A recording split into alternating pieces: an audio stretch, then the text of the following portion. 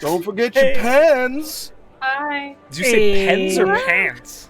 I said Don't forget pens. pants, everybody. Also, Pens. pants are important in most situations. Hey, everybody, welcome in. wait, Cutting we're live? straight through all of that. This is I'm jarring for still you unsettled all. by how Sean counted down. It was made me What did he? uncomfortable. What was he doing? He did it like this way, and I'm sorry. No, we're fine. Okay, hi, we're I'm live. sad Welcome, that I everyone. missed that. Hey, welcome in, everybody. Welcome to the Welcome In to our Conundrum Company question and answer, where all of these fantastic players from the Conundrum Company answer your most pressing questions. And I'll try and answer some questions as well. We'll see. But first, we're going to talk about a few things, do some announcements, all of that, blah-de-blah. Starting off with our prayers, our thoughts, our best wishes, whatever you believe in, to our fellow human beings in Lebanon and Beirut. There's currently something very, very terrible happening there, and we are thinking of them and hope as many people are as well as can be in that situation. Horrible stuff. It's really sad. We at the Welcome In are asking folks to donate to Third Wave Fund, which is an organization leading in gender justice, a movement to end patriarchy, transphobia, homophobia, and misogyny. We switched just from our list of BLM, just not to say that that is not still a critically important issue that you should stay on top of and support, but we're trying to spread our ability to help folks out as much as possible. So please click on that big brown and gold donate button and go and make some donations. I think that's it for my announcements, which means Parker's up. Hi guys, so I'm here with your schedule. So thanks for joining us today. You can find us again. Our next thing this week is Rolling Tides at 7 p.m. Eastern. Then we have Conundrum Company at 6 p.m. Eastern. That's Friday and Saturday of this week. Then our next week is just our Friday, Saturday campaigns as well. But if you ever have any questions about the schedule, you can check out the calendar in the About section here on Twitch, or you can do us a favor and follow us on all of our social media accounts. We've got an Instagram, a Twitter, and a YouTube that are all pretty active. So check us out there. Heck yes. Heck yeah. John, what about you? What you got Oh, for sorry. us? I have the Discord, everyone. We have a Discord for our subscribers. The links to join are in the description down below. We recently found out that some of the settings may have been just sort of not activated when we first set it up. So you will want to double check to make sure you are subbed if you still want access to that Discord, because everyone who's not subbed, probably by the weekend, we're going to take out, which they should have been removed already. So Yeah. no offense, no one did anything wrong. We're just readjusting the server settings. But if you want to get in there, go ahead and sign up for our DMs for the other campaign, Rolling Tides. He's doing a bunch of one-shots with the people in there. There's a bunch of people in the calls all the time, good people to hang out with, lots of good conversations about the shows. So you can go ahead and check those out if you'd like to. And Parker already mentioned the socials, taking all of my work. That's fine. You have one more thing to announce, Sean. You have one more I thing. do? I have to announce our Podcast. I know. Well, yeah. I feel ashamed to promote my own thing. So We can switch next time. I'll brag on you. No, that's fine. So the Lore Dump launched this Monday also, which is a podcast that me and Josh work together on, homebrewing our own world. That is available on Spotify. Our RS feed is in the server. So if you want to go check that out, really appreciate it. First 2 episodes are up, and they're going to release at 10 a.m. Eastern on Monday morning. So if you have to go to work or you got to commute for something, it'll be there nice and early for you on the weekdays. It's so much fun. Oh my god. It's really good. It's so much fun to listen to. Yeah. He who calls the dawn, that's right. All right, guys. Oh, yeah. I think that's it for our announcements, which is super exciting. Which means, folks, start writing your questions into the chat. Questions that get highlighted will get a priority, just because it's easier for us to see as we pick out through the questions. Probably like Parker and I will be specifically perusing and looking for questions there. You are allowed to ask individual players questions, but we are going to try and spread those questions around equally so that everybody gets a chance to answer some some questions and talk. So, if you want to hear from Adam about something specific about Zal, then feel free to ask. We're gonna do that just because we're a smaller group this time. So throw some questions in there, and we'll get to answering them. I'm excited. Oh, First question. So we have a first question. Yeah, it's so It's good. not about the campaign, though. it's not about the It's a campaign. solid It question. is. Do you guys It's kind want of cute. to answer that question first while we get other questions? Yeah, in? we'll answer that question. Okay. Sure. So, Bolta Villains asked, Zot mentioned the welcome in Holy Trinity. So, since the founders are all here, can you give us the origin story of how all this started? Josh. Josh? I think that's the answer. Yeah, Being the original group. I have to watch it. no chill in any way, shape, or form. Like at all. I'm always fidgety and doing something. And I had the opportunity. Godzuki's filter came out on Instagram, and we were all doing like messing around with that on TikTok. And I had an idea to that's a throwback, huh? I had an idea to do a bunch of content creators doing a one-shot as the characters that were rolled in that filter. For those of you who don't know, it randomly generates stats for you and gives you a class, and it's usually horribly optimized.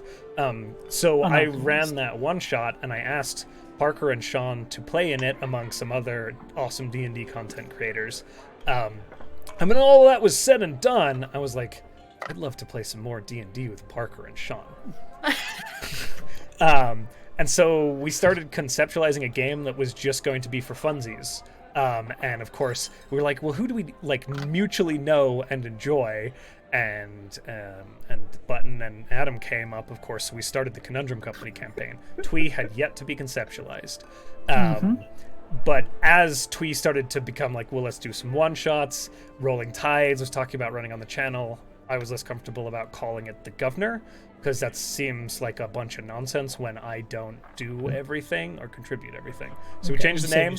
And I asked Sean and Parker to help because it was impossible to run a channel on my own, and they more than willingly do all the work now, and I mostly just hang out. That's not true. And that's all she wrote. Yeah, it's not true. That's not true at all. Oh yeah. We have a nice little pre, present, and post-production team. It's great. It is I'll good. take a third. Yeah, it's for those of you who are curious about our creative. Basically, Parker's pre, scheduling, organizing, making sure Sean and I actually meet our deadlines. I'm during, so I do a lot of the design overlays, things like that. And then Sean is our post, managing YouTube, all the post processing, Postmaster General. Yes, so it's a pretty pretty good little workflow. Yeah. It's fun, right? I would be lost without you guys. I mean, everybody in this group. But a huge thank you to Sean and Parker for agreeing to take on the burden that is partnering with me. And it is... I love it. I think it's great. The only burden is that you have too many ideas. We're like, Josh, I love it. Yeah, Table it for 2 months from now. Yeah, it's me looking at a calendar being like, that sounds great in November. We're into November at this point. And I'm over here I can't sit I'll be like, oh, I changed all the graphic overlays again, guys. Can you review them for me? And they're like, why? I made a whole TikTok together today about. I made you this thing, and I'm like, what? Why did you do this? Okay, so Sorry. that's kind of how this happened. Yes. So Methalador asked, and I'm gonna guess that we're going in order of Josh, Sean, Button, me, Adam, so it's easy for us to remember when we're all answering questions. But who are your favorite NPCs from the Conundrum Company? Oh God. So Josh, That's you're my up babies. first. Pick Okay. from your babies. Disclaimer, I love all of my NPCs, and I counted them before this episode today. And we have, in Conundrum Company alone, NPCs that they have interacted with 80 different NPCs, which is insane. 82, including Bims and Ashi. 82 with Bims and Ashi, which is bonkers. I will say, I think my two favorite to be are Mjolnir and Oceanus, for two very different reasons. Oceanus is a very, very serious character, and I enjoy doing that, and Mjolnir is a very, very stupid character, and I also enjoy doing that. Fair. That means it's Sean next, right? Yep. Mjolnir's good. I also like Wanderroot and Gerard the cat. Oh, They're all so Those are good. my those are my three. The ones I've gotten to interact with the most. How about you, Mutton? oh man. Honestly, Boris is delightful the few times we've seen him. And then, frankly, Scarin. What a great villain. Yeah, So good. that is true. That's true. It's true. Um, and then Gordon Ramsay for the memes. TikTok NPC for the win. Parker. You, Parker. Oh, mine's very obvious. I love Bims Oh, and I love Oceanus. Those are my two favorites. oh, she said it Stop. first. You heard it. Whoa, that's it. Oh! Let the ship sail. No, Parker, not I'm that. sorry, what was Debate. that? I'm sorry. Calm down. You know what's funny? As soon as it left my mouth, I was like, Sean's gonna cause something about this. Adam, you're up. Nice deflection, Parker. For me, Good, good. it's. I think it's the same. It's obvious. It's Ashi. I love Ashi because I gave Josh full. I was just like, make a character, and Josh was like, here's this lovely, lovely old dragon who's just kind of weirdly not a curmudgeon, but also a curmudgeon, and I love it. So He's interesting. Ashi is. he's my little brother, but reserved. I love him. Yeah. He's just a little curmudgeon dragon that's like, man, I'm here now, but this is my life, but I love it. Because there's so many things we could say about every single NPC. Like, I It's didn't true. list out Ophelia or Heinrich or, like, even Slaw. Like, just everyone has something. Yeah. Josh is Yeah. so good at breathing Josh life makes into these magical, characters. magical NPCs that we all feel the need to protect on a ship. maybe too much, because now we're just like, Carl. Yeah. I love Carl. I didn't even say Plum. Like, what a well-rounded... Yeah. I think one of like the behind the scenes things that I think is fair enough to say is every time we end where we met a new NPC, all of us go, God, Josh, that NPC. Yeah. Can we hang out with him more? And Josh just gives us this look like there's 80 of them. I forgot What do you mean? what do you got, Sean? Earl. Oh, Yeah. Oh, Yeah. Yes. I love Earl. The Doc I Master love- was great. Earl. What about Old Alright. Merle? Old Old Merle. Old Merle also. Or we could not. Yes. Hey, We've got a lot of Parker. quarterbacks. I love to feel very uncomfortable by him. That's great. Josh did it really wonderfully. I love him. So Copperlocks much. is so strong. I love her. Like, We're gonna they're- just talk about the NPC. Guys, this is For a 45 Q&A. This is minutes. an Mana- NPC love fest. Manistrad is pervasively through the whole story, and I feel like she's just kind of running the par along with you guys, so she doesn't surface too much because, you know, she doesn't need to be the center of it. You guys are the cast there. She's interesting. Okay. The Is next there one, Josh. pizza in the world of Conundrum Company? If so, what's everyone's favorite type of pizza, toppings, and styles? No. Is there Nice pizza? question. I think there has to be pizza because Gordon Ramsay exists. Really? Oh, that's true, Gordon. I don't think they call it pizza, but like a flatbread with cheese and a red sauce. Mostly just because Called I want you to panini. answer this question. I'm pretty sure I kind of. Oh God, Sean, you're up first. Does Mort eat pizza? No, he's never had pizza before. I don't know what you guys think he's done. That's true. Never Morton never had would. pizza.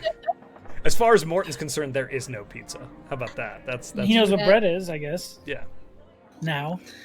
I'm gonna fix this. Oh. As the resident cook character, I have the power to fix this. You do. Peach probably meat lovers, just like all protein. That makes sense. That makes a lot of sense. Zal, is yours green slimes? That's funny. That's real cute. That's real Pineapple cute. and acid. Hey, that's real cute. No, Adam, I'm I poison love pizza. you so much. I'm No, sorry. You're Throwing the it best. back. You're the No, best. it's poison. First No, he episode. eats poison pizza. Poison No, pizza. There you go. No, probably like Zal's like sassy enough that he'd be like, I want white pizza. I don't like tomato sauce. He'd be like that guy to just be like, I want this specific, really weird niche pizza that nobody's ever heard of. You know. That's good. Alfredo pizza with rats. Yeah, like it'd be like something weird like that, where everybody's like, "Why would you eat that?" He's like, "It's good. Just trust me." Oh, Demi would surprisingly have anchovies on her pizza, which is something I would never consider as a person, but Demi probably would. That's interesting. She likes fish. That's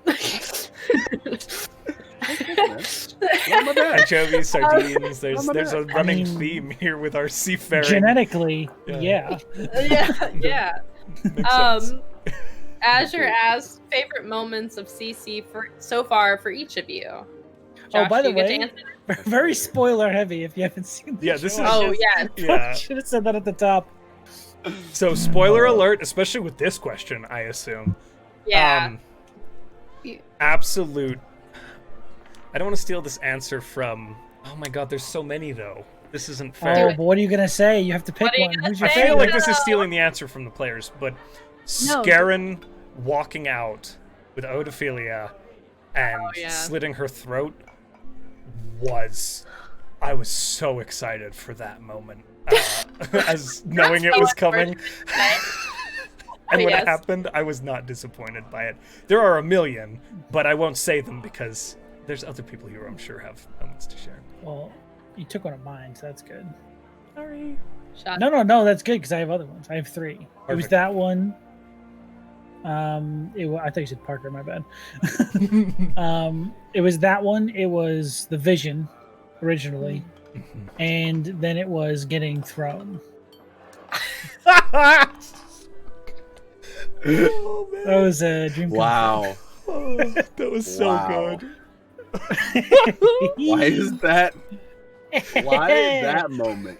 Because it was fun. I got to agree. Fair. That That's was fair. an amazing moment. It was That an was amazing really moment. wonderful. But it was an amazing moment for you and Sean. For the rest of us, it was we need a new druid. Oh, it For was. a solid 5 minutes of just, oh my god, he's dead. It he was. is dead. Like, Parker, the player, was like, "This is what Sean does." Demi was like, "Oh fuck." Like, The imagery was really good with that too. The like, Yeah. that was cool. I also like that this Vilnir guy is like a bigger Morton. He really is. So they're both stupid together. And when he looks up at him, it's like, oh, don't you do it? He's like, do it now. Do it now. Don't be mad. should we man 20 minutes? Go. Morton's learning to ask for forgiveness instead of permission. Oh, It's it a was problem. It's really good. What about But- you, Bud?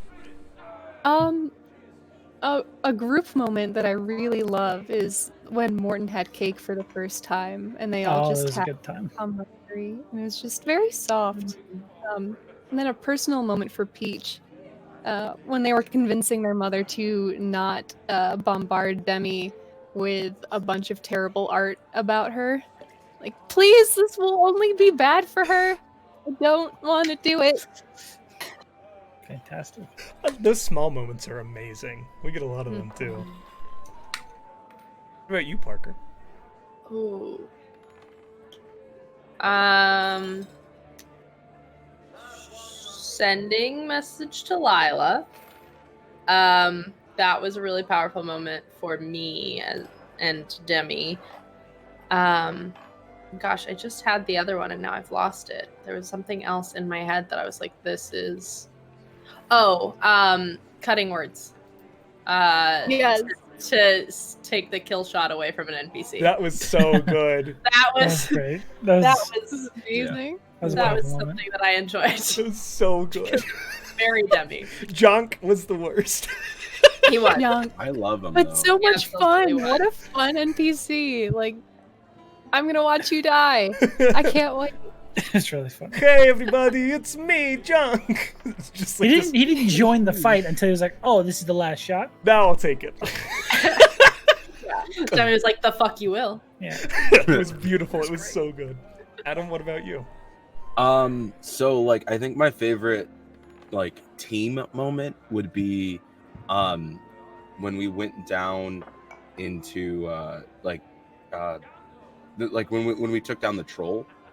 Like that was Oh yeah. such a cool team moment because of the man. fact like we ended it and then we all wait, that's a troll, I can stand back up, oh god, and then we started the next week and it started getting back up and it was just like, all of us having this moment of everybody being like, we're ready for this, we're a team now. And it was like, I think that was like kind of like one of our first really big team moments, if that makes sense. Mhm.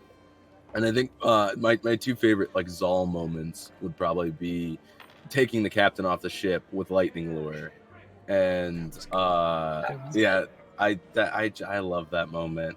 It's good. And then my first flight, I know it went terrible, but I love that moment because it went terrible, because a it was real good like fail. it was like I got this, and it was just like, I don't care what happens, and he just tumbles out and just eats gravel, and I was like, that's perfect.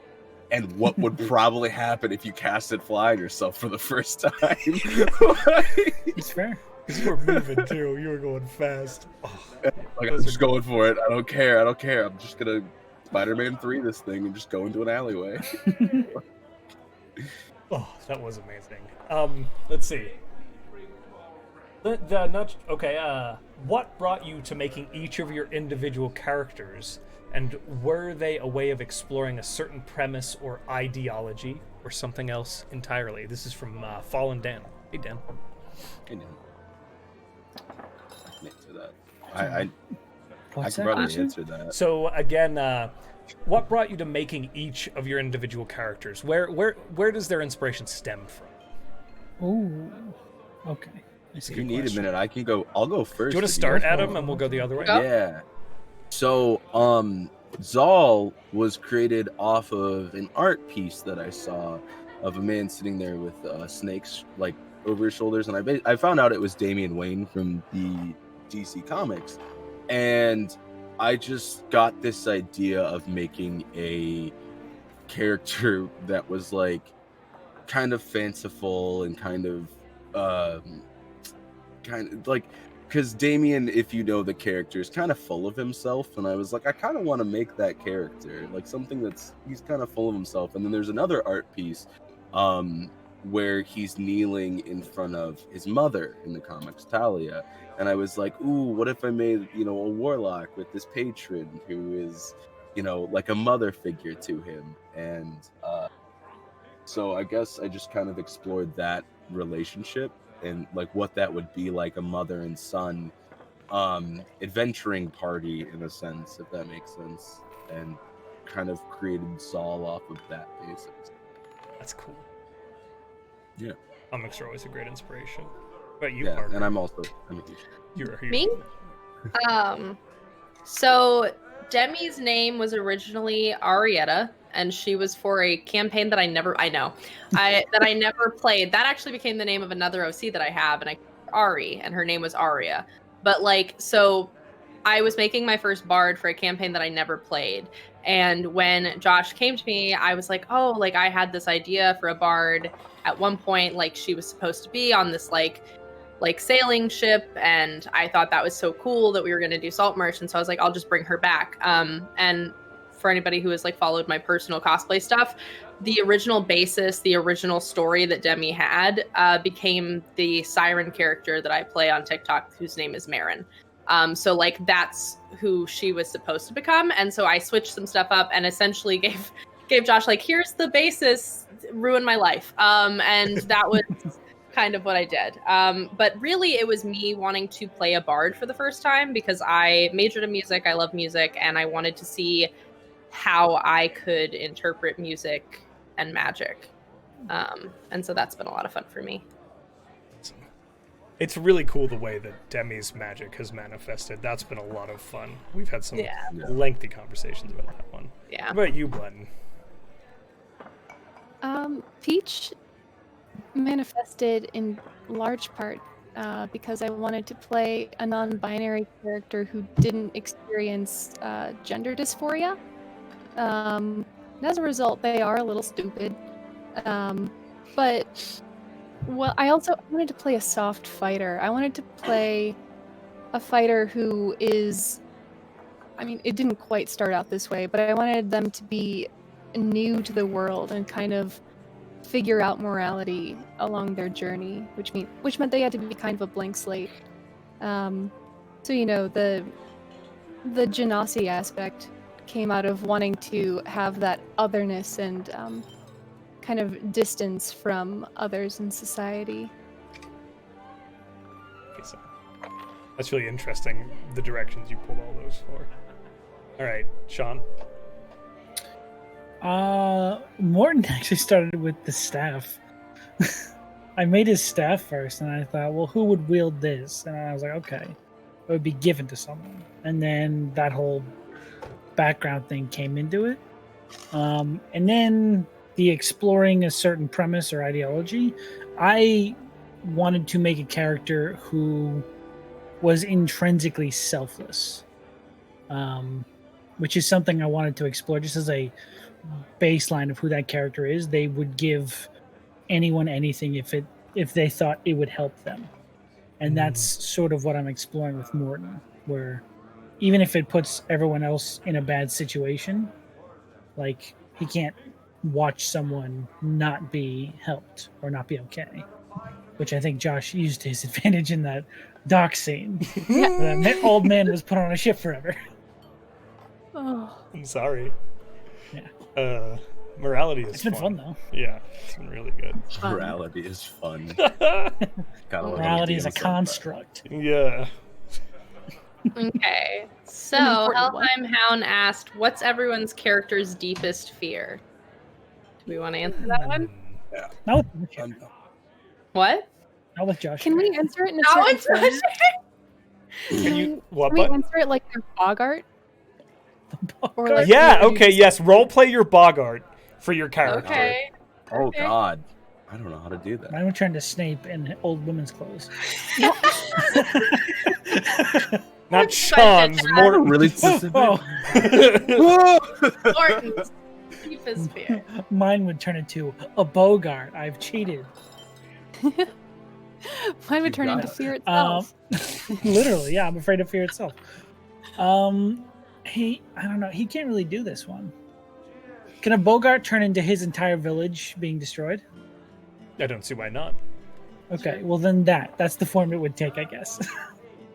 Is something terrible happening to his home? Fuck you, Josh. This is why I That's wanted you to terrifying. leave. Yeah, I don't, that face is terrifying. wanted You you to go ahead, leave. just take your headphones off. Walk away a little bit. Walk away. I Walk won't away watch and the don't watch the VOD. VOD. Don't watch the VOD. All right. VOD, What about what you, is that? Button? What about you?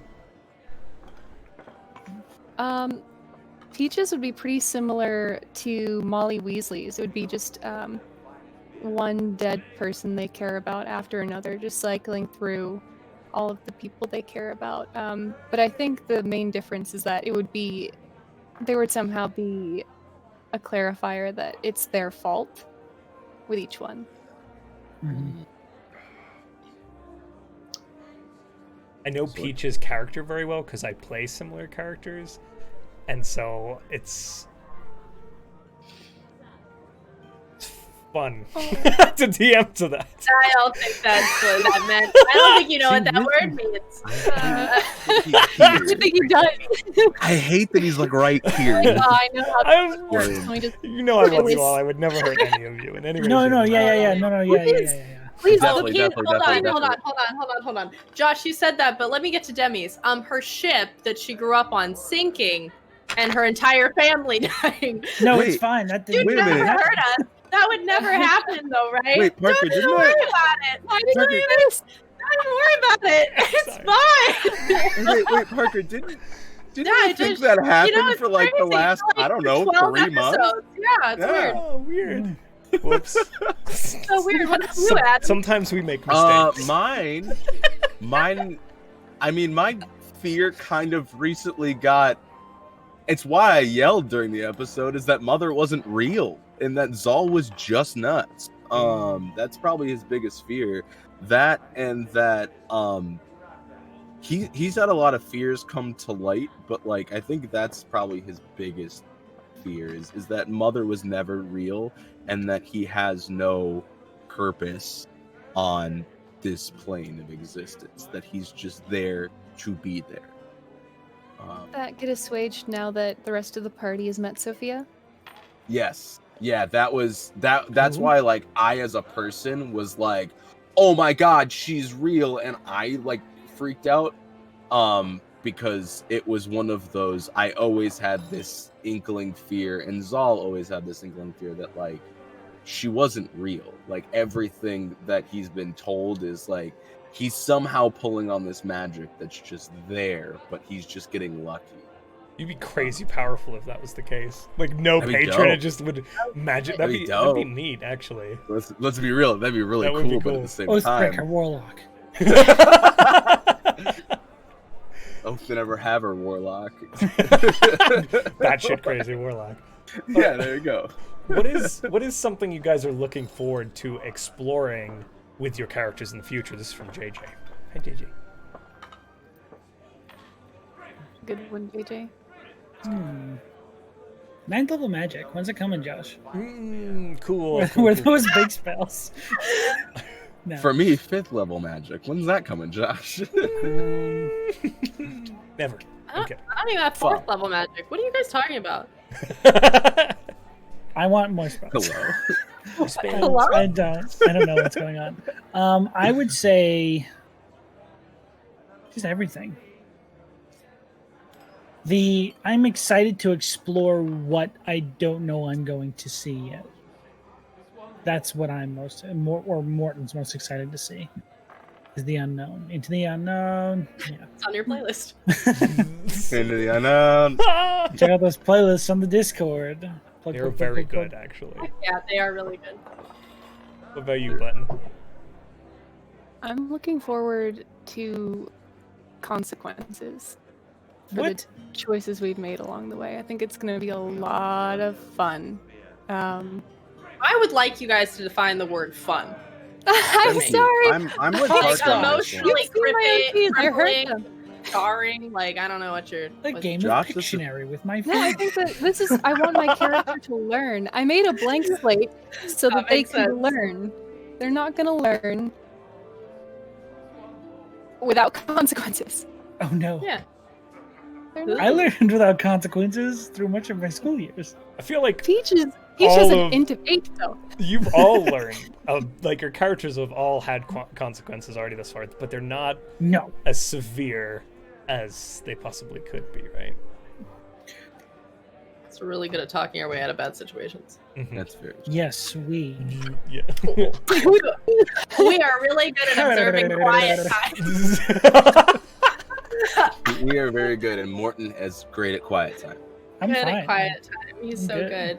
Peach And isn't then good at that Morton's either. Morton's great at quiet time and dropping the craziest wisdom drops in the entire world. Guidance. I'm okay. I'm looking forward to Demi having like long-lasting, close relationships with people. Hopefully, long-lasting. Because as far Morton yeeted himself the other day. I don't know. That's So, awesome. like, but you know, she the way that she grew up, there was always sort of this weird barrier between her and people. And she's finally kind of learning to let people care about her. And exploring that is very interesting. She's really good with strangers and like things that she doesn't think matter, and then she gets to things that matter and it's a problem. So exploring her like weird feelings thing is fun. Good. Morton Makes is a sense. lot of that. Oh, So cool. yeah. These are Thought I was- feelings. Thought I was being ridiculed. No. Sean, No. it's sad that your default is, oh, I'm being made fun of.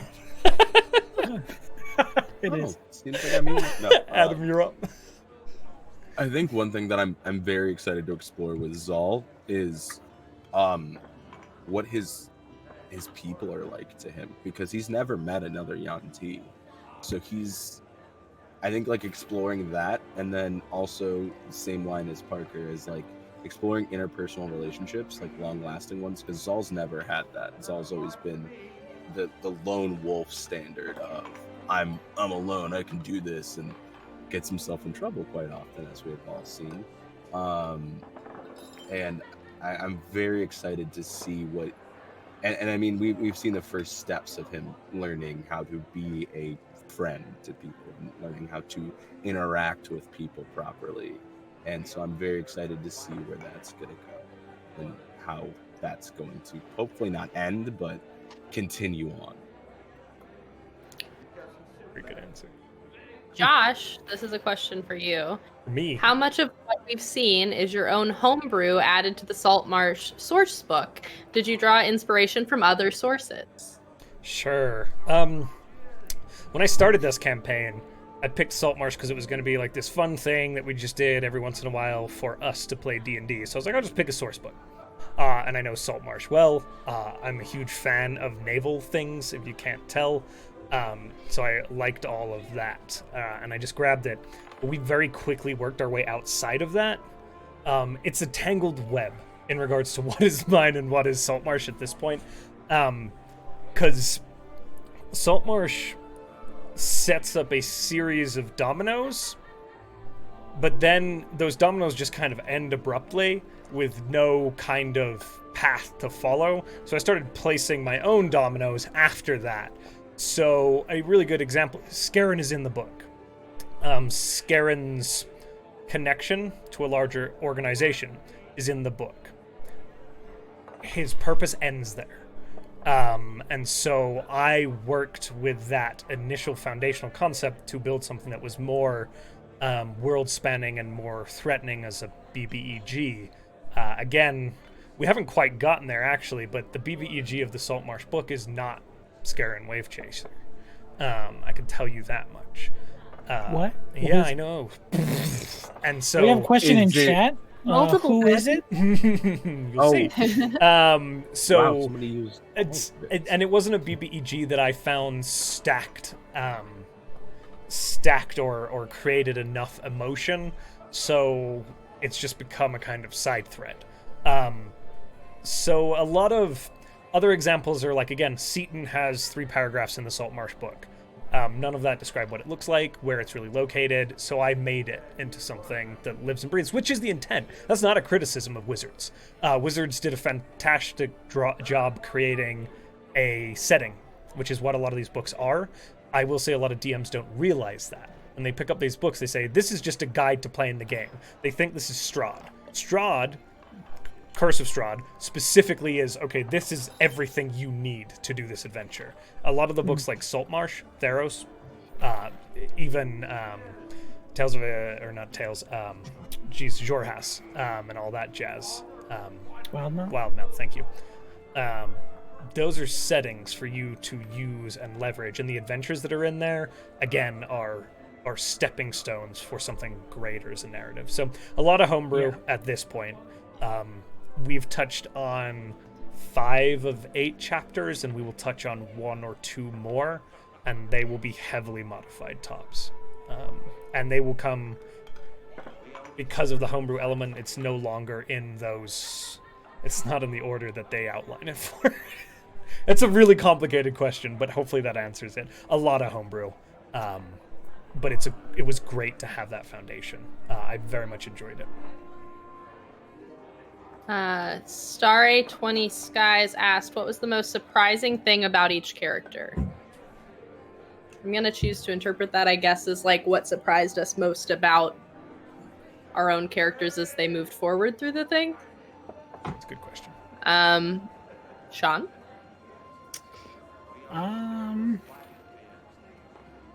I guess what surprised me most is all the things that Josh added in to the character I had designed, which were all fantastic additions. Like that whole collecting corruption and having that slowly like make everything worse. That's not what I never gave him any information about what the will was, or even that I didn't even call it the will really.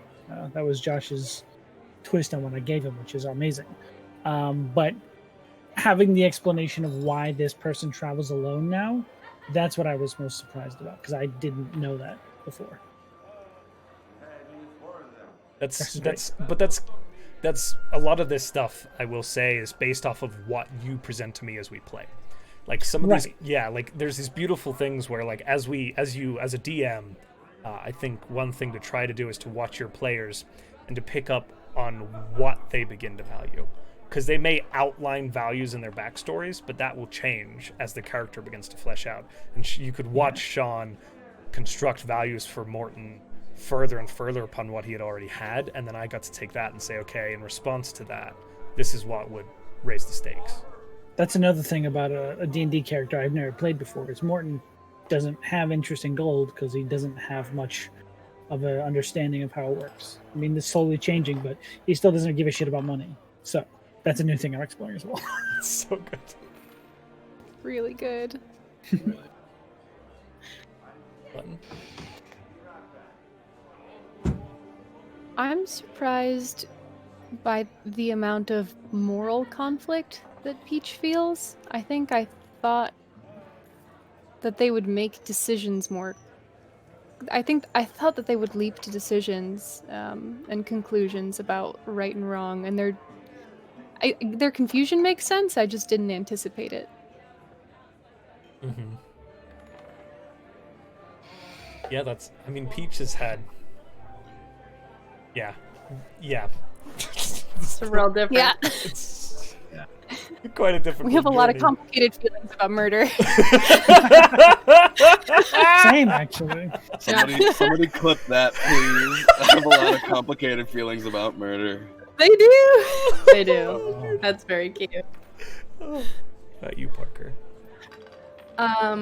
Something that I didn't like explicitly write into her backstory that was important, that I think was surprising early on and has become like this big part of her character, is how much she loves learning and how much she loves books.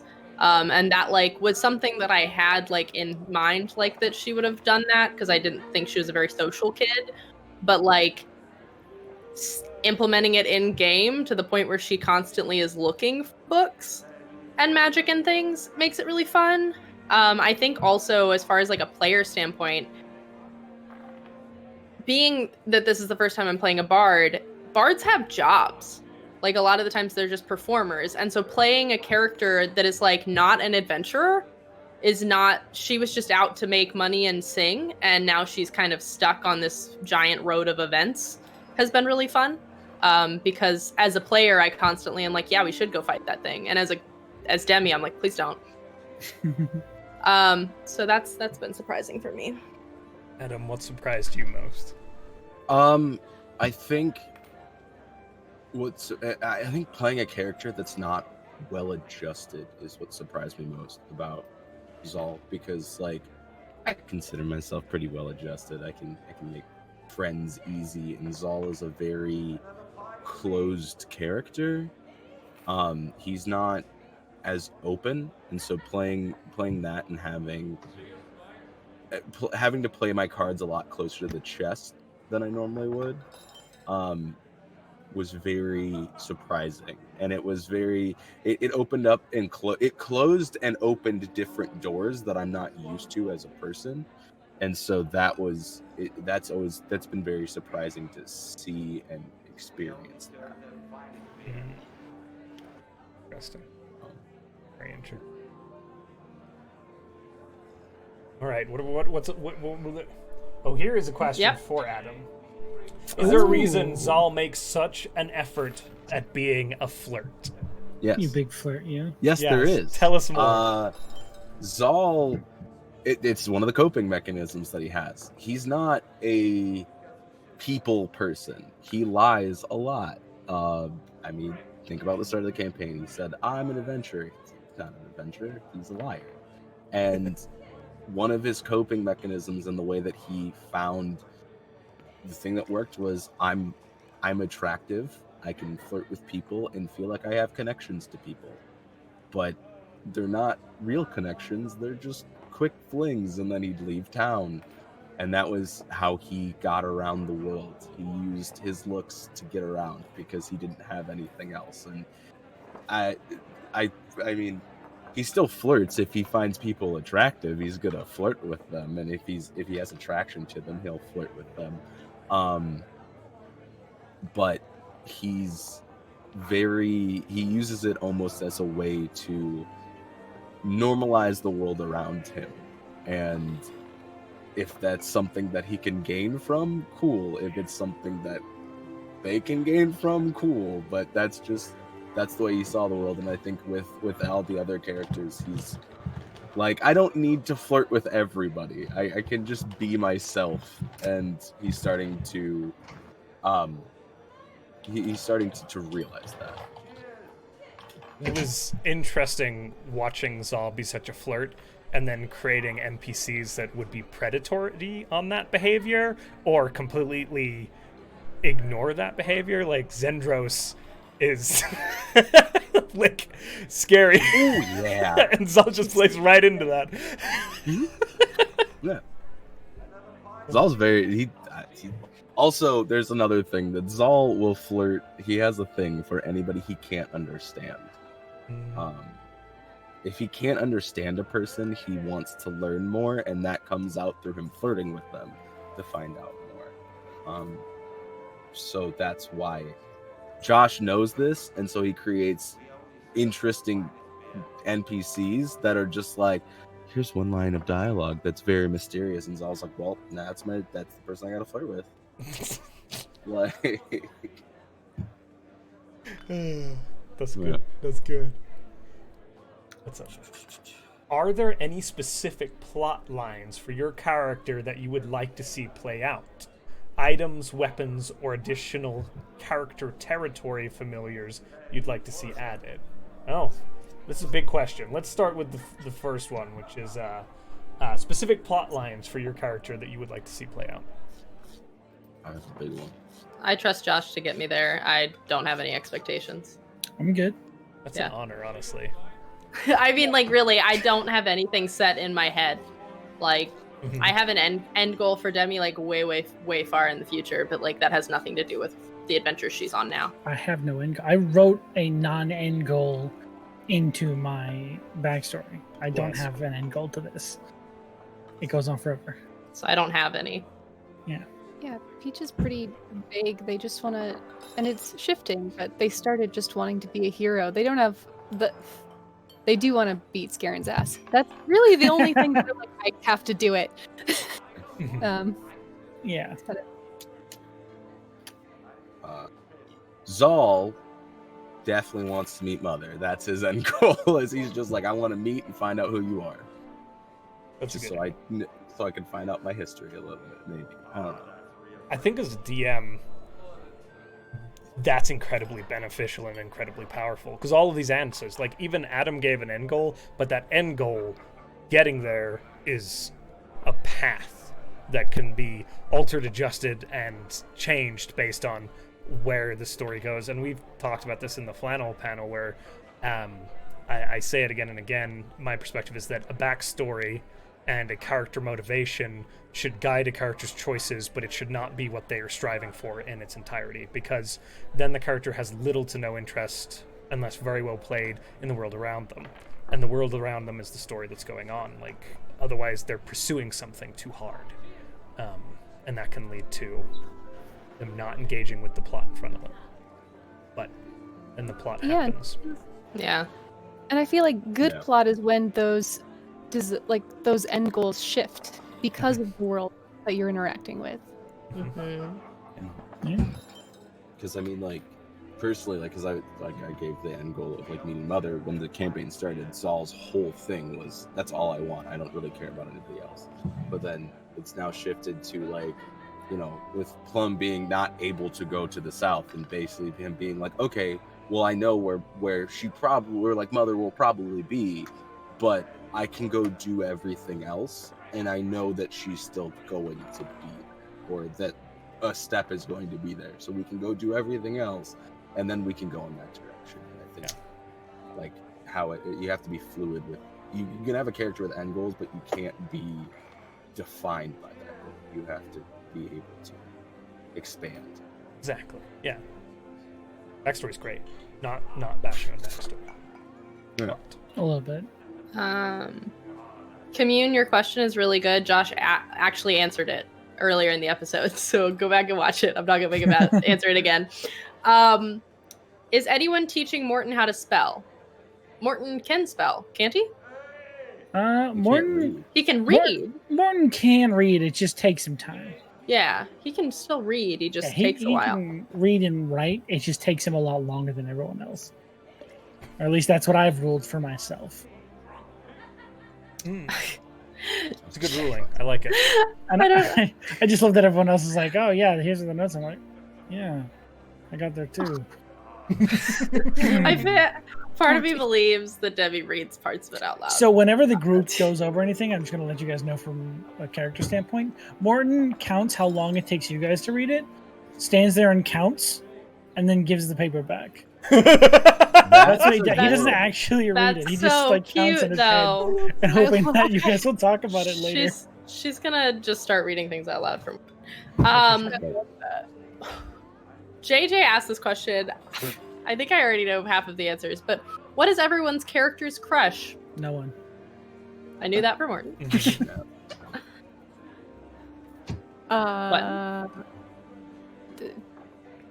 Peach is definitely crushing on Demi. That's not a secret. And they have kind of a budding crush on Odophilia, and they don't know what to do about it. Yes! I'm so happy to Hell hear yeah. that. Shit, I'm knew it. so happy.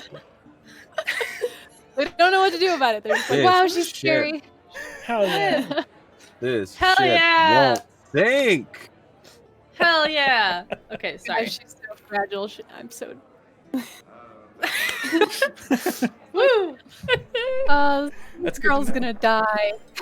I love this question. Nah, you kept Demi alive this long. You can keep that one alive. Look at it this Demi way. You is strong. put them and Peach, or put them and Plum in the same room. You only have to protect one room. True. There we go. They One were shot. not- Good luck They were getting like, Odophilia to "Hey, stay what in one room. Yeah. Yeah, please. That's adorable. They Uh, did try to get Odophilia to stay at Odophilia's home with their mother, and she said no. Mhm. And she's scary, so they were Yeah. like, fine. Yeah. Okay. We have new ammo now to be like, hey, we're actually gonna go do stuff for the crown and not go hunt him. So, So maybe get off the ship. so just Uh, hunt the ship for a little bit. Demi does not currently have a crush. Demi is. I said nothing about Parker. Demi. Okay. Demi Right. takes a long time to get attached to people, and to understand her own feelings, as previously referenced. So she has not identified anybody as a romantic interest at all. That's she valid, also, but unconsciously. yeah, she also like has never really been in love before. She's very like, she grew up on a ship, jumping port to port. She's all for the like, chase me if you want. I like being like wanted, but she's not gonna act on any of that. And yeah, so she doesn't. Also, side note, from a player standpoint, Button was wonderful before we started the game, because I know a lot of the times PC characters having crushes on each other is weird. Before Button ever asked, like before we ever started playing, Button asked if it was okay if that was part of Peach's backstory, which was great for me, and kept everything kosher. So think about that when you're at your table. Adam? Zal doesn't have any crushes. Zal just flirts a lot. He's interested in people, but he's not crushing on anybody. He doesn't see himself with anybody yet. He's very open to the idea of it, but he's, one track mind, and he's like, these are the first people I've cared about ever. So like, let's make sure they're safe, and then I can worry about other stuff. Yeah. Makes sense. Someone just said Zal is his own crush. You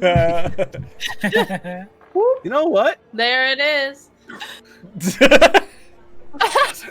Do I answer this for an NPC? Yes. Which NPC? Yeah. Gut. Oh, want No, I God. want to know Odophilia. God. All right, Got yes, it. gut Got first, it. though. I want to know about Odophilia too, though. Can you Okay. answer for two? All right. So, Scarin. No, stop it, Sean. Who does he the love of love? the party. I want to find him. Josh, answer for the No, we're audience. feeling love.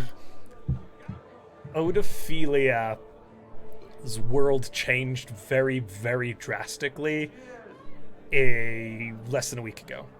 And I think childish crushes were a main part of her life until the day that her father was killed. And now nothing like that exists in any way, shape, or form. Poor baby girl. Oceanus can't allow himself to love again. Aha! I Knew had a it. feeling. He's got kids. Oh God, if he has kids, she's gonna send his ass He's back off got that boat. kids. Calling it now. Put that in the She's prediction gonna basket. She's gonna find if he has kids, Josh, his ass is gonna be so far off her boat so fast. I'll never Wow. He can't be a good first mate if he has Where- kids. I don't Hell know yeah. how are his kids aware where he? That's a whole separate conversation. But Demi was Tune to our abandoned. Thursday live stream for the Oceanus trivia discussion. Demi was abandoned at birth, so if he has somehow abandoned his kids inadvertently, she will have his ass off her boat and so fast. I don't know. Interesting. Anyway, Very interesting. hush. They're not alive. Parker, you're the best. Okay. Where are we? Okay. Is there something we regret making your character do or wish they had done in a previous episode? Missed opportunity. Missed opportunities? I have one. Okay. Zal's fight with Demi. That was Zal. It's one of those things where, like, as a player, I kind of wish that would have gone differently. But I also, in a previous episode, wished Zal, because Zal's, I don't know if this is spoilers for the future. Zal's building up the emotional ability to apologize for that. And he's trying to show it through action.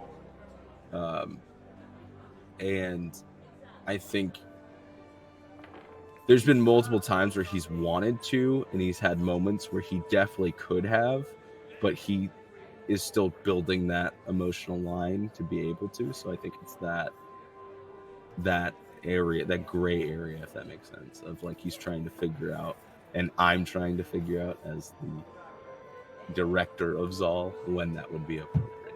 So, Timing is tricky. yeah. What about you, Parker? What's Demi regret? Or does Parker regret for Demi? Parker, as a person, as a player, doesn't regret anything she's done. Here's why. Because every wrong decision I've made for Demi has made her learn something. Mm-hmm. So every bad decision I've given her, whether I knew it was a bad decision at the beginning or not, because I don't have too many that I absolutely, like, nothing comes to mind that I'm like, oh, like, that was real awful. Every part of it has made her learn something about herself and me learn something about the character. So I don't feel like it's fair, because if I could, like, I could sit and watch our games again and sit there and nitpick everything I did, but that's not fun for me. Mm-hmm.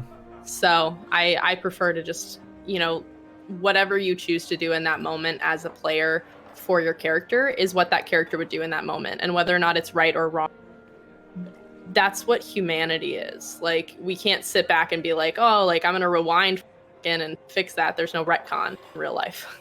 So It's messy. yeah, I don't have any particular moment. Button? The one thing, and it's more like Peach regrets doing this. I think it makes sense that they didn't. They regret not, like. I know that it went poorly, but they regret not asking Oceanus to look after Odophilia too, because they know that she's kind of isolated on the ship. Her situation is very different from everyone else's. She's not experienced. She's probably been to sea before. Like, they don't know that for sure, but she's, you know, a wealthy person. She's probably traveled, but they're still like, this little girl's alone. And yes, she's very tough and scary, but she's alone. So I think they regret not asking someone to look out for her. Mm. Or they left recently. Aw. Poor Peach. Now I'm just names all over the place. Sean, what about you? Letting the group talk him off of going to help that old man. Knew that was coming. Yeah, you all did. Because you did a bad thing, and Morton felt bad about it. You know what? Let's just say some of this acting out isn't unwarranted. Oh, okay. Oh. He's mad because Demi told him no. Bitch Well, was a he's- horse. If he really wanted to go, he could have gone. He's seen a tiny bit of you don't always know the right course of action. Yeah, Mm. didn't know that. Good. Prioritize. I appreciate that. Conflict. Beautiful. I mean, I appreciate that. Hey, Button. Great question for Peach. Is Peach still writing poems? Hell yeah. Oh no. Oh my Oh, god, it was such a no! good question that it destroyed Button's internet. I like how it's like right in the middle of the one question for Button. I like how Button's look is just like this scrutinizing, like, Deep thought. They're in Deep thought. really, Processing. Josh? Do you need to ask that question? I I mean, think they handed Morton a poem at. God, I always forget the name of that place. Owen Oak. Oh Yeah. no, yeah. I don't know. I got it.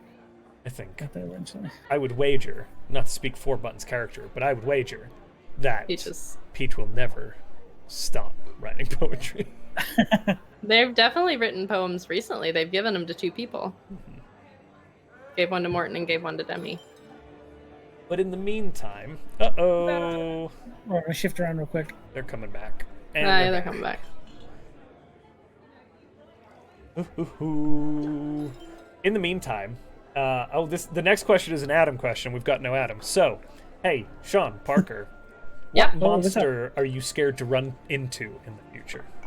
I don't want to see Josh. angler ship person ever again. I know we're going to, but I don't want to see whatever his No. real name was. I forget what his real name is. Mogyagox.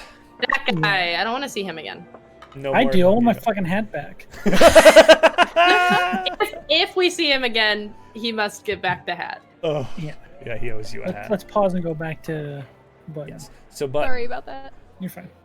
did you hear your question? Yes, and they are still writing poetry, and they have finally graduated from haiku. And they haven't shared all of their poems with everyone, but they are. Yes. Awesome. This is a pretty jabby question there, Dan. But it's for Adam. It says, how many times has your backup character almost seen the light of day? And how do you feel the dynamic would be between them and the party Sanzal? Woo! Oh, Zal's been pretty good at staying You're alive muted. recently. Yeah. Muted. I was muted, guys. I said, Dan, love you, buddy, but ouch. And a lot at the start. He's been really good. Like, the kill count hasn't gone up Mhm. recently. Yeah. And now I have heavy water armor, so I'm and how would I feel the dynamic would be different? It's a really hard question. Do you have a backup character? That's Oh yeah. yeah. Okay. Oh yeah. I have a whole D&D Beyond full of them. All it took was the one green slime incident, and you were like, yeah, I gotta make a new one. It's funny that you think I didn't have a backup already before that. You guys are through level Um, 3. You're fine. It'll be I impossible. always Oh. run backup. None of us For have every- Revivify. Until we have that, I don't trust anything. For every character I ever write, I always have a backup just because you never know. Like, there can always be that situation where just things didn't go right and your character dies. Mhm. And so I always write a backup just in case. And I for the dynamic, I don't know. I know he wouldn't be as self-centered as all started as. But that's kind of a hard thing to specifically say without playing the character with the party. Because you don't find out the dynamic with the party until you're with the party. That is a very true answer. Hmm. Well, the others were answering JJ's question of what monsters are you scared to run into in the future? Is this just any monster or What monster? monster? Yeah, pick a monster that you're afraid of seeing. Trash. Okay, that's fair. That's true. Am I wrong? Yeah, you should be afraid of that's valid. Button, what about you? or a kraken. Anything with like psionic abilities. Peach is not smart, and Peach hits hard. Like I really don't. It's very scary. I don't want Peach Mind to monsters. kill their friends. Yeah. That's fair. Illithid. Mine. We don't get fucked up by Illithid. Okay. Great. Parker, a question for you. Mm-hmm. Does Demi still think somewhere in her mind that she's just a singer, or is she starting to own her new journey / direction? It's a good question. Yeah. Whew. Demi somewhere in her head will always think she's just a singer. But not necessarily like just a singer is a bad thing. That's what she's wanted to be. She wanted to be a performer. She wanted to be a singer. And so this new path is kind of strange for her. I think Josh played it very nicely for my character, because he, in episode 3, did something that made it to where she had to keep doing this. She had to keep adventuring, because even early on I was like, why is she sticking with these people? Other than the fact that Morton is a helpless person that doesn't know how to use doors in her head, like she's like, why is she there? I think it's important to remember that Demi is not on this mission because she wants to be. She's on it for other people. But I do think she's becoming a little more confident in protecting herself. I think she feels a little better about going into places and doesn't feel like Peach has to protect her the entire time. Because early on, I think that's exactly what she felt. She kicked Watermelon Elemental ass in this last session. Yeah, she did. Well, and it's happened a couple of times that I have to keep reminding myself that, like, she's had the final hits on a lot of things, accidentally or otherwise, and like I have to keep reminding myself to remind her of that, because she doesn't see it that way. You're also the tank in that Watermelon Elemental fight, I think. Yeah, I think took the most damage. I think I was. Yeah. Yay! Yeah. She's like, I'm made of water too, bitches. All right. Next question. What do you think is your character's greatest strength and greatest weakness? Would your character agree? And if not, how would they answer? So what do you as players think your character's greatest strengths and weaknesses are, and would your characters agree? Ooh. Now, is this from a player perspective or Player from perspective. the character? Player perspective, and do you think your character would agree with you? I don't think they would. No? Okay. Because I have the element of surprise. I can just do whatever the hell I want. I mean, in the rules, but I like just pulling stuff out of nowhere. I was like, sure, whatever. Yeah. Like the owls, that was a big thing for me. Morton is just helpful. That's his biggest strength, I think, is being helpful. He has no weaknesses. Next question. You're just gonna let him do that? I escaped. It's John. So yeah. It's just boy Josh, toys. So yeah. Josh already knows my weakness. It's the rest of you. It's hurting the people around me. That's how you get Morton. Oh, good thing he's not doing that or anything. That and Oh, growing wait. chunks of my homeworld.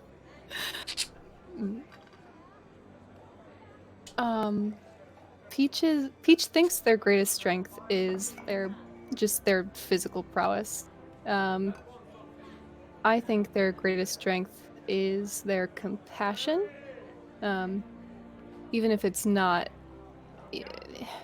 even if sometimes they fail, I think it's remarkably consistent. And I think they see their greatest weakness as just their place in the world. Like they think that they're the weakest link in the party. And I'd say that their actual weakness is that mindset.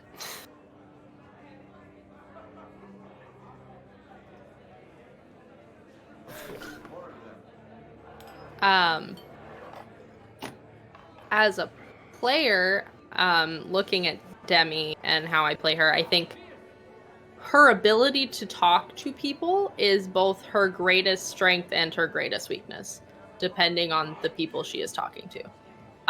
It's the same either way. She's great with persuasion checks. She's good at talking to random shopkeepers and talking to diplomats and things about like that. And then you see her try and have a conversation about like one feeling she had one time with Morton, and she's a mess. I think she would probably agree with that. And then other than that, like the obvious performing, I think that her artistic ability is where she's always felt most comfortable. Adam?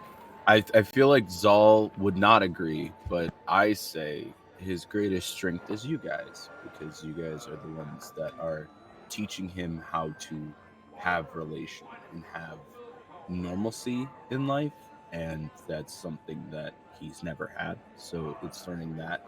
And his greatest weakness is the disconnect from everyone else and not seeing everyone else as he sees everybody as equal, but he doesn't see everybody else as important. And that's something that he's slowly learning, that he can't see the world like that he needs to see is everybody as important people, and then go from there and decide. Yeah. I think Zal would say his greatest strength. I think Zal would say his greatest strength would probably be his ability to speak, and his greatest weakness is probably he'd say that he's too attractive because he's very vain. He's very vain. If you guys I want him to say that in front of Demi so badly. He wouldn't. He knows Demi too well. You'd get a vicious mockery so fast. She starts singing "You're So Vain." You probably think the song's about you. You'd be like, "Is that song about me?" She'd vicious mockery his ass out of the bar. Song about me? Wow, Demi. Oh my god. It's really like Have mercy. You must really care about me. There's a question here for me about pets. No more pets. We have a lot of more pets. Wait a second, though. Wait a second. I know Button needs one. I know, from an equity perspective. Can we rewind for 2 seconds and just say this? The question, though, is the first 3 things in it is a fire corgi, an ice snake, or a water cat. I want all 3. I think Button should look at what kind of pet they want and then talk to Josh about it. Martin becomes all the pets that he wants. I make pets. And he also has familiars out the ass. We get I another have level, a pet. I can conjure 8 pixies that'll cast polymorph. So Josh, we can have unlimited pets. Oh lord. Make us an ice snake. Someone needs another friend. Unlimited pets, yes. Turn that Squirtle into a hippo. Okay, a real. Okay, hold on. Real question. We've all heard in the Discord the amazing playlist you've made. If your character could pick one track, which would it be and why? Oh god. One song from your playlist. Oh, from the playlist. Mm-hmm. I have to go look at my playlist again. Not that I listen to it every night. I'm not sure. It's like really tough. Yeah. I have 2 hours of music on there. It's a lot. Sync for Oceanus' playlist. I love that song so much. Good.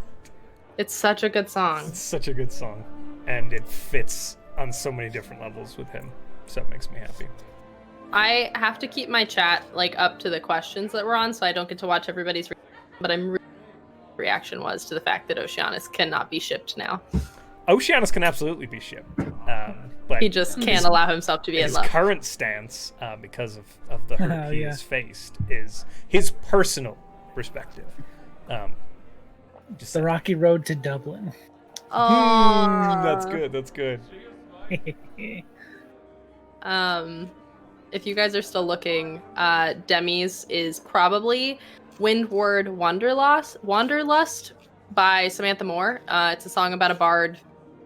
It's a really good one, and the end of the song would be kind of where I'd like to see Demi forever from now, when she's done adventuring. If she doesn't die, if Josh doesn't kill her. Don't kill her. I would never kill her. I think Zal's is, hey, look, Ma, I made it. Clipping that. Oh no. Because it's just, it's accurate. He feels like he made it, and like, because we were talking about goals earlier, and like, yeah, his goal is to figure out who Mother is, but like, he feels like he's made it in life, that he's found a purpose, in a sense, with these people, so. I think Peaches would be Pieces by Matoma and Noah. Is it Kayan? I'm not sure. But I think that's their goal song, to be able to be someone who will rise up for everyone else and pick their pieces up. Like, they want to be able to provide for people and take care of them. That's their goal. Mm. We've kind of already answered the do things differently question. This is a good Sean question. Any plans on investigating the staff's dark absorption further? I kind of did that a little bit, and then good old Irish Spring jumped out of nowhere and said, "Hey, stop looking in there. Let me explain this a little bit." So I don't think he's gonna have any real need to push on it further, unless it acts up again. Not saying it has to, Josh. Fuck off, but. If it does, You're that's acting probably like it the next wasn't time he would going actually to do already. it. Obviously, I know it's going to happen eventually. But that's probably when he would stick his nose in there again. He's hoping it just stays quiet until, I don't know, something else happens. One of my favorite things as a DM is to have an NPC character tell a player not to do it and then make them do it. Like that. That's true. I love doing that. That's like the Oceanus is a good actually example of that too, where it's like, this is terrible, but at the same, there's I love that as a DM mechanic. Like, I think a lot of the time DMs like orient and they only have one perspective, and you have to understand that all of these NPCs have different perspectives. And like Scarron is a good example of that too. Scarron's letter says, "You better not fucking do this," and then as a DM, I'm like, "Hey, you better do this." Yeah. It's gonna happen. Well, it's not just that. It's the thing we want to do, and then you're like, if you do it though, I'll cut you up. Consequences. I will fuck you up. It's like cool. But I think the specifically interesting mechanic of that thing is it happens to me in my sleep, I guess, which is really interesting because I already sleep isolated from everyone on the ship. So that was a really good, like, weird sort of predictive move, or I don't know if you worked it that way because of my choices, but he's not going to stop doing that. He's not going to sleep with her. He's not going to do it. That's my boy Morton. Haha. Going outside for a cigarette. I'll be right back. 800 terrible monsters. Saul comes outside with him, bums him a cigarette. With his finger. Is anyone considering multi-classing? And if so, what? Yeah. Please tell me. I'd love to know. I've told you before. I think everyone wants to be a bard.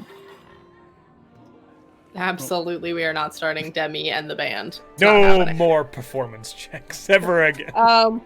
I very early on considered her multi-classing and fascination with books, but considered the way that her magic works and think it's much more interesting if she does not. So made her a lore bard. Good. Yeah. Gotcha. Zal might multi-class into fighter, because he watches the way Peach fights, and is very impressed and is genuinely trying to observe. Because Zal is a very outside learner. He doesn't like to. He's hands-on, but at the same time, he knows when to watch and when to step in. Like how he learned how to do the shit stuff. And seeing Peach over this time, he's like, I want to learn how to fight like that, because that's genuinely very impressive. I'd played with the idea of Peach eventually multi-classing as a bard, but I like the idea of them never having access to that. I'm sorry, I'm very mean to my characters.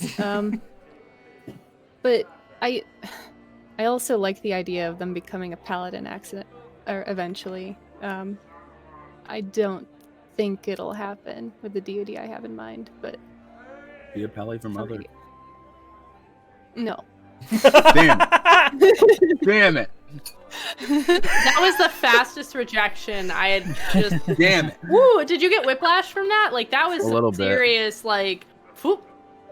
Anybody got like lesser restoration? I got really bad burn. like whips and burns. Peach What would love about- to help Sophia. They don't want to tax any more of her power if she's chained get to it. something. I get it.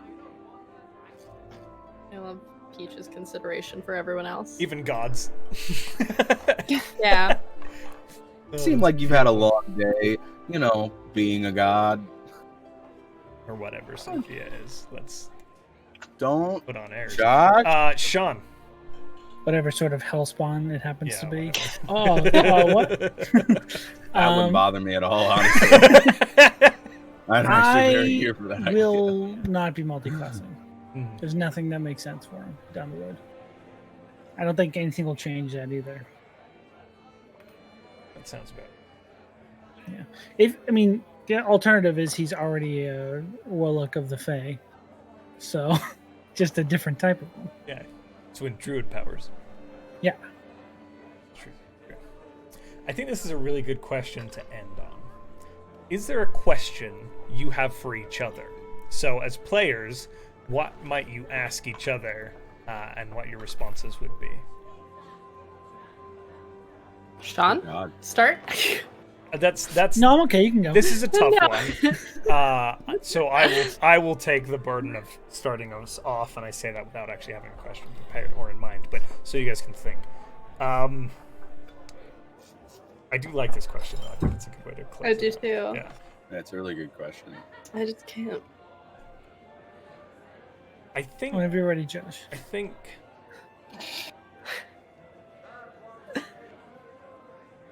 What is the most important thing that needs to happen for you as a player in order for you to have fun? And this may already be happening. I'm not saying like it's something that I need to add, but as a player, as a D&D player, what makes you have fun? This is a big Dungeon Master question. This is a question that all Dungeon Masters should consider. I don't have to ask their players that necessarily, but what makes a D&D game fun for you? Killing Scarin. Organic Everybody I should have RP. seen that. Organic. That's what I was gonna say the Organic same thing. RPs. Mark. Organic RP. Yeah. He's got that in the gallons. A very organic, like, real world sort of reaction to things and accepting that, like, you're collaboratively telling a story with someone else. I think Yes. that's really important to me. That's what I was gonna say the exact same thing, and like having that real world, like that feeling of this isn't like it can feel like a fantasy, but at the same token, it needs to feel real. And having that, you know, you're walking down the street and there are NPCs all over, but they're not nobodies. You can put faces to an NPC. You can bump into anybody at any point and they can have a character. And I think that real world feeling is really important. I think the opportunity for characters to learn and grow, both individually and as a unit, and I think that you absolutely give us that. Josh? Agency. Plain and simple. You give us agency, which is the most enjoyable way to play D&D. Really good answers. I'm glad we're doing that. Yeah. Oh yeah. DMs, always consider. What's your question, Adam? Do you have a question? Had for a the party? question. I had one, and it just give me a minute. I gotta Took it think from of- you with my You my did. own You did. really good question. It was such a good question. Get out of here with your reactions. Reacted one. and took my question. What you got, bud? What does a level level 20 God mode happily ever after look like for all of your characters? Oh boy. I haven't written an ending. Wink. I'm not asking you to write an ending right now. Them thinking about how, like, if they could pick a happily ever after, what would it be? I guess I'll go for this one because I already know it.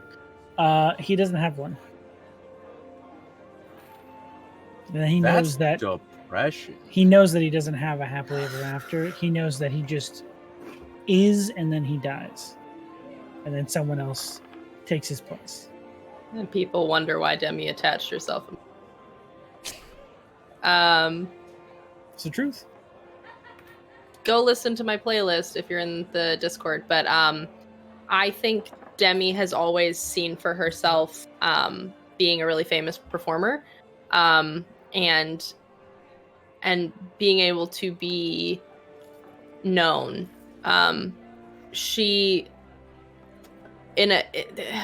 This sounds like really dramatic, but she doesn't know her parents. She wasn't important for the first 10 years of her life. And now she wants people to know her. And she wants to, if her parents ever tried to come back and find her, show that she's done perfectly fine without them. So she wants to be known. She wants people to know her. And now that all of this is happening, it would also include like getting to go back to her ship at some point. Her real ship, not the one she is currently captain, reluctantly of. I think Zal's end goal, if like we're saying it like that, I think he would want to find his people and possibly find roots to his past. I think that's what he would really want at level 20 is to just know why he's here. If there is a purpose, if there isn't, if he's just here to be here, he'd want to know that and would like a connection to his people. Because he tried to hide that for years, and I think with being with this group, he's come to terms with, I'm not a human, and experiencing that life for a while and probably living with his people. So, yeah. Am I allowed to answer this question? No. Please do. Ooh, heck yeah. Josh? I think for the world, there is an incredible amount of suffering being inflicted just beneath the surface. And I think there is an intentionality for some of it that is ramping up its efforts. And I think seeing the party resolve that in a way that doesn't unravel catastrophically for certain groups of people, in a balanced way. I'd like to see all the people get their happy endings in these different things, despite the odds being weighted, where if you pull one thread, it starts to go this way. If you pull one thread, it starts to go this way. I'd like to see you guys figure out, and I think you can, as players. I don't know what that's going to look like, but that's the best part, is there's all this conflict and contrasting end goals, and how do you navigate those without inadvertently hurting others? And if you can do that, that'll be the big success.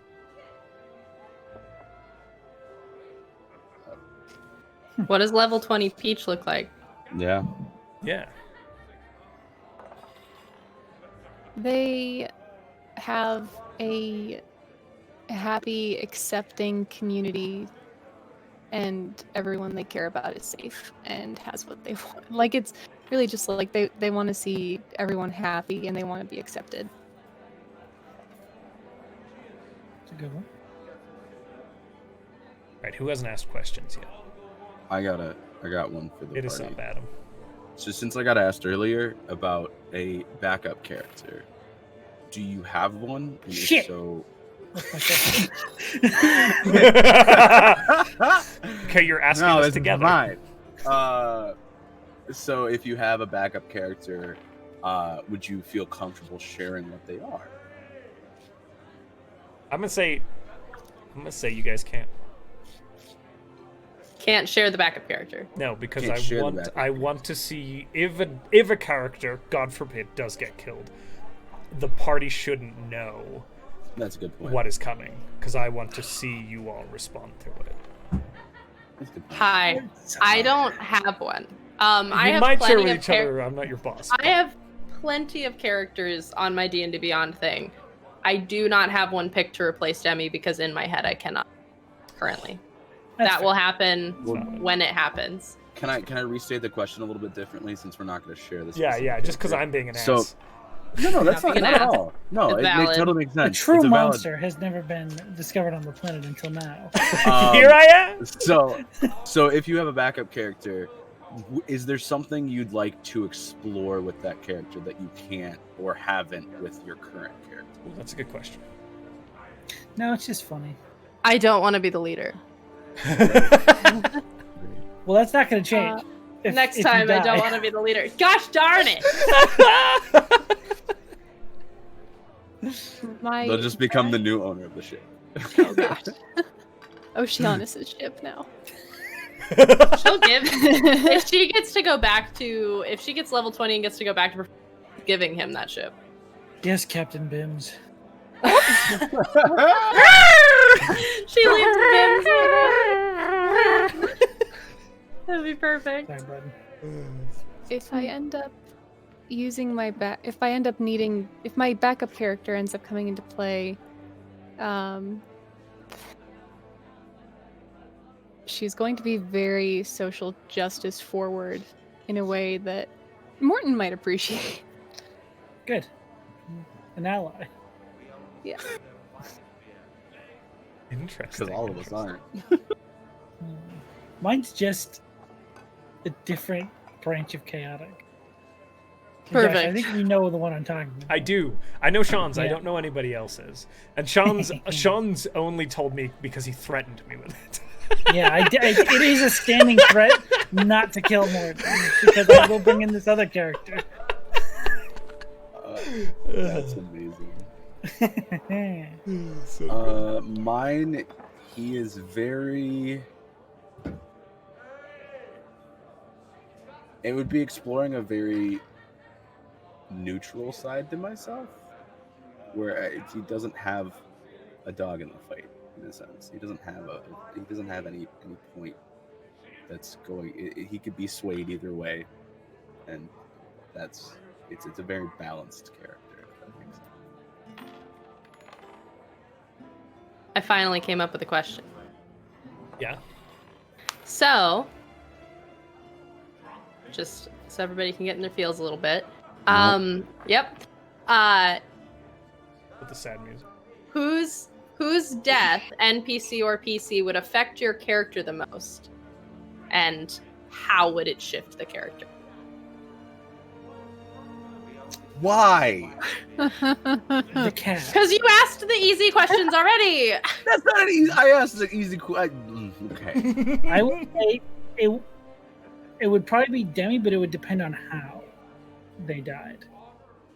Okay. Like, which way it shifted Morton's character would depend on how they died.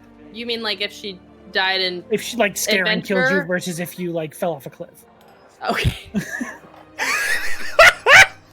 I'm just like falling off a cliff. But Both legitimate. you know, at some point, somewhere in there, it could be dies in her sleep because you're gonna get old as fuck, and she doesn't. But like you know, Oh, sure. yeah, that's okay. natural. Natural death is okay bad. with Morton. All I How imagine is how would it shift? Morton's like, cliffs cannot exist Well, anymore. that We depends must on how you destroy die. all cliffs. Okay. The world becomes flat. The world becomes flat to Morton after that day. What you're saying, right, is that Morton defines death dependent on, like, natural death is more acceptable, Well, right? what I'm saying is that question takes out of it all the context of that death. Mhm. Just dying is nothing. Like being sick and dying over a long period of time, that's one thing. Being stabbed in the gut by some thief or, you know, being hurled by a giant and dying in the ocean Yeah. is really unavoidable. But it does drastically shift. Actually, it's very Debatable. avoidable. Completely just happened and no one Debatable. can be angry for it. Debatable. But, but like, you know, was Morton there? Could he have done more? Was he off somewhere helping someone else? We don't know. A one thread. Yeah, Unreal. butterfly effect. Mm-hmm. Button, what about you? I think it's complicated because I think they would be like, I mean, I think they think right now their answers would be Plum or Demi, but if Zal or Morton died, they would blame themselves in the same way. Not only that, they would blame themselves for not protecting them as much as they maybe should have, of focusing on one person and essentially setting their safety aside. They're very similar reactions across the board. They just don't realize it.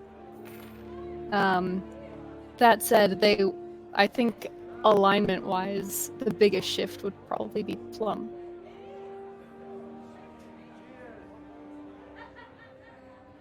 I was scared we were going to get Barbarian Peach for a little bit. I was terrified that we were going to get Barbarian Peach, and that's a scary thought to me. Barbarian, for the multi-class question?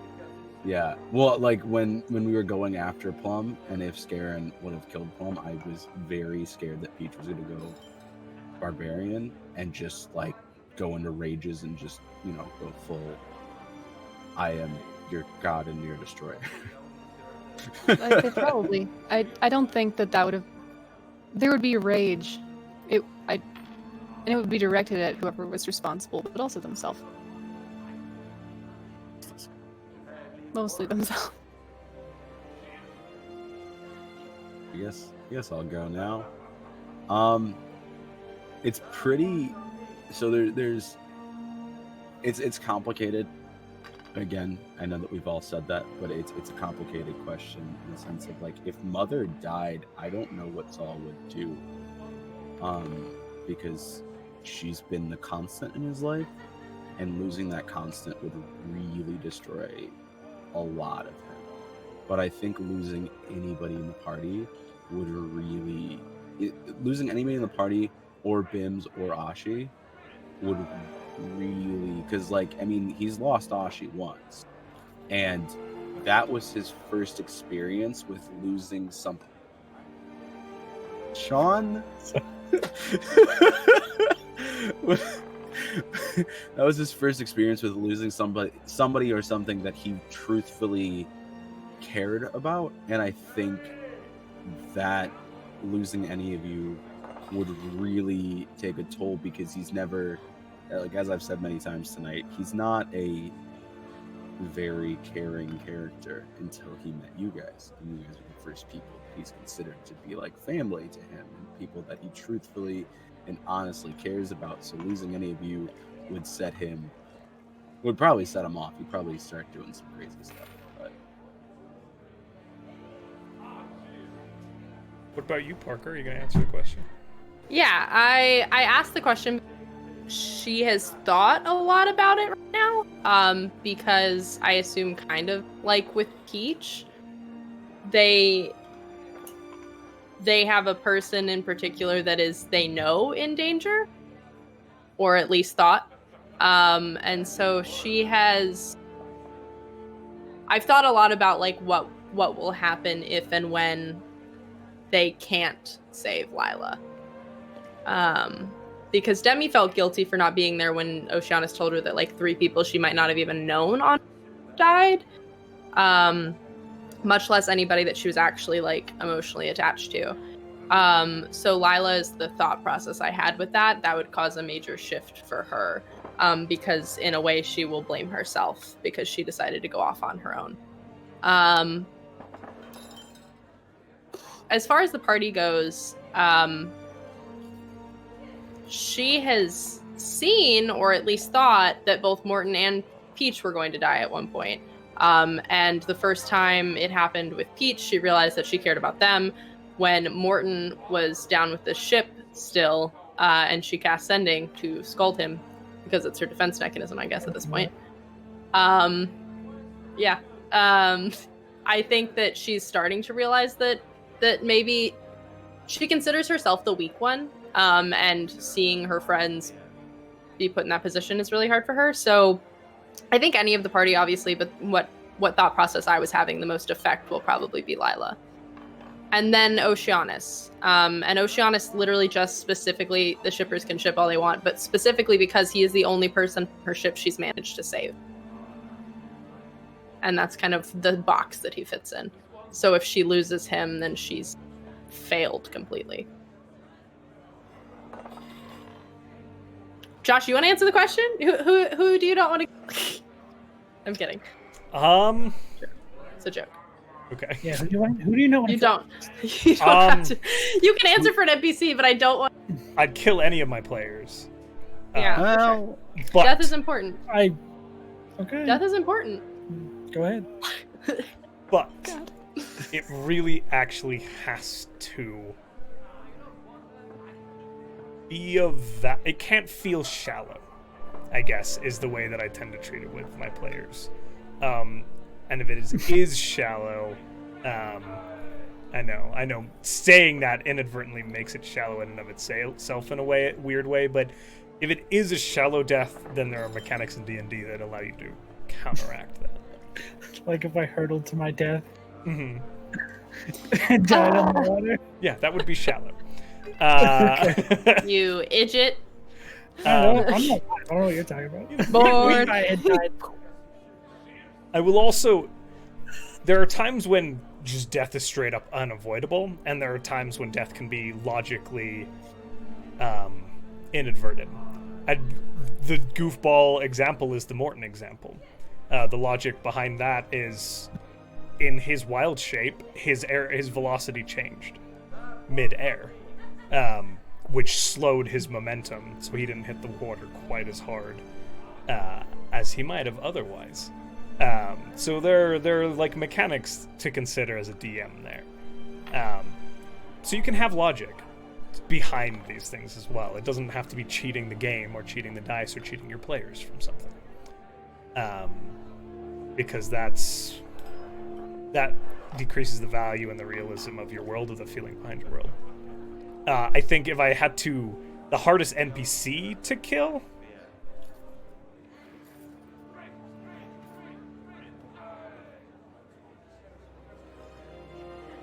Merle. Definitely old Merle. Yeah, 10 out of 10. No. I think there is one that is already dying, and it is very hard. And I won't say who. Josh, look at your camera right now. Look at your camera right now. No, I mean, like, they're already slowly dying.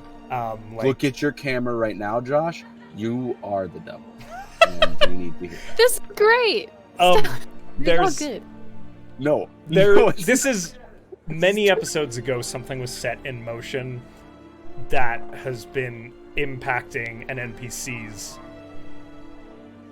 physical health, and that will come to fruition eventually.